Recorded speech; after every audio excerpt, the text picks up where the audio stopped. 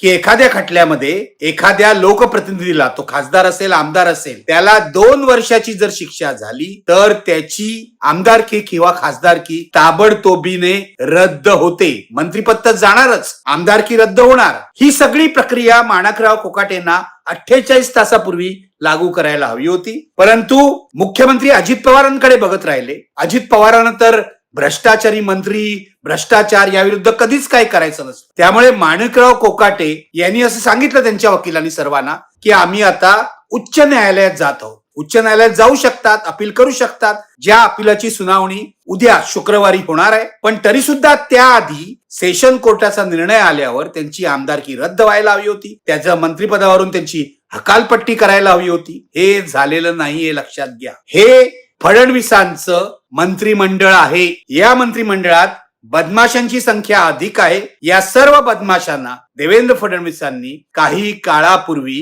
Clean chit दिलेली आहे, ज्यामध्ये एक माणिकराव कोकाटे सुद्धा होते. तुम्हाला लक्षात असेल, आज हा सेशन कोर्टाचा निर्णय आलाय. माणिकराव कोकाटे बनावट कागदपत्र दिली, भ्रष्टाचार केला म्हणून दोषी ठरलेले 2 वर्षाची शिक्षा झालेली आहे. याच माणिकराव कोकाटेंना फडणवीसांनी आणि अजित पवारांनी वाचवलं होतं.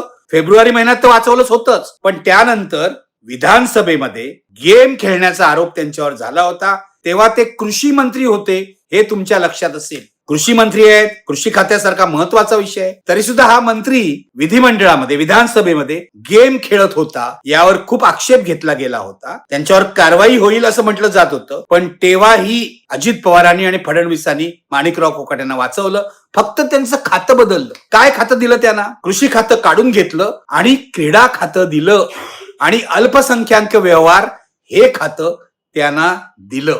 याचा अर्थ एक प्रकारे त्यांना जीवदानच देण्यात आलं होतं.